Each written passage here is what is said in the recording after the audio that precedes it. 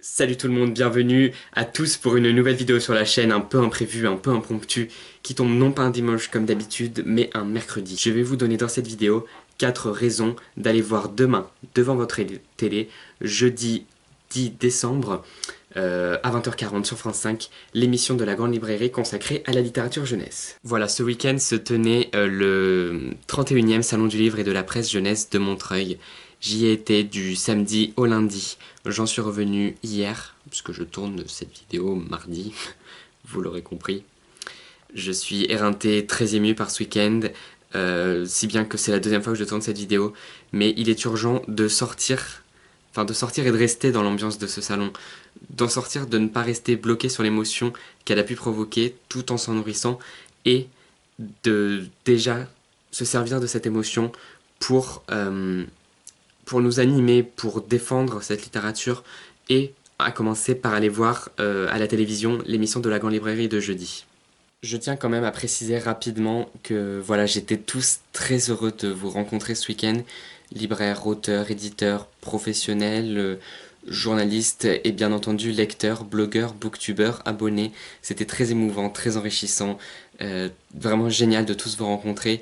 Merci d'être venus, merci de m'avoir parlé, merci d'avoir fait de ce week-end un week-end extraordinaire.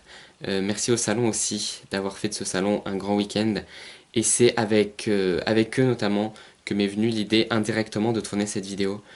On se disait qu'il fallait que la plupart d'entre nous regardent cette émission.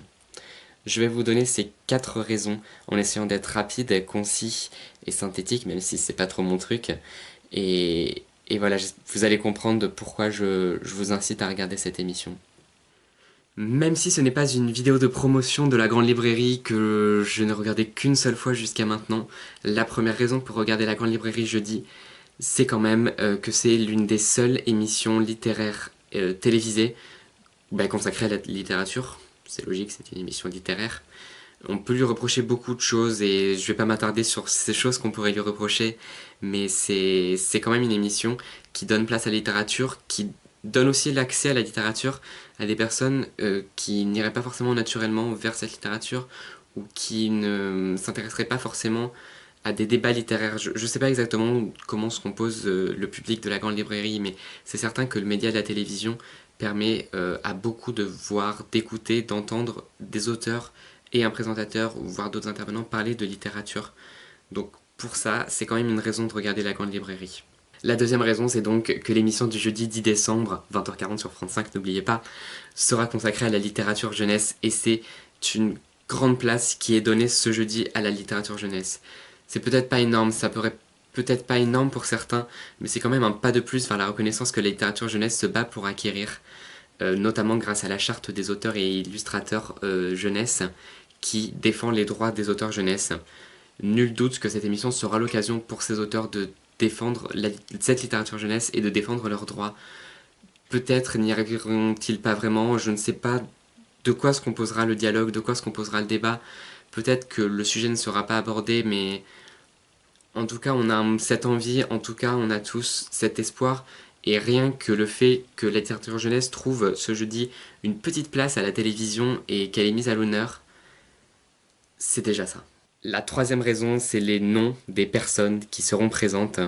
Vous pourrez en effet y voir Éric Orsena, Pef, Timothée de Fombelle, doit-on s'arrêter sur ce nom, Stéphanie Blake et Florence Hinkel, 5 auteurs majeurs de la littérature jeunesse qui me plaisent tous plus ou moins, que j'ai tous lus ou pas, et qui vont parler de littérature jeunesse.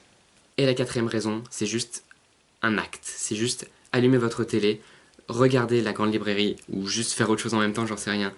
Mais si l'audience trouve pas un record, ce sera pas possible, surtout à côté d'émissions telles que Gérard Depardieu, mais juste qu'il y ait une audience assez importante pour que France 5, pour que l'émission, pour que les médias se rendent compte que la littérature jeunesse a un public, qu'elle a des gens qui la soutiennent, qui l'aiment, qui la défendent, et qu'elle peut fédérer des gens, qu'elle peut générer de l'audience, de l'argent, tout ce que vous voulez, mais aussi de l'échange et des débats et de l'humain.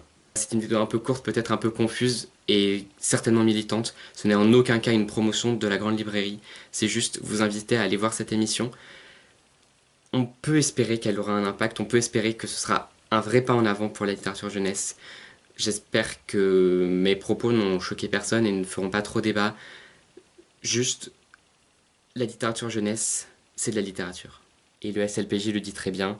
Et c'est avec eux que l'idée a indirectement germé de cette vidéo. Et c'est avec eux que je vous incite à regarder La Grande Librairie jeudi. Moi, je serai devant ma télé, surtout pour regarder Timothée Sombel, je ne vous le cacherai pas. J'espère qu'on se retrouvera devant la télé jeudi soir. Salut. N'oubliez pas, c'est jeudi soir, 20h30 sur France 5.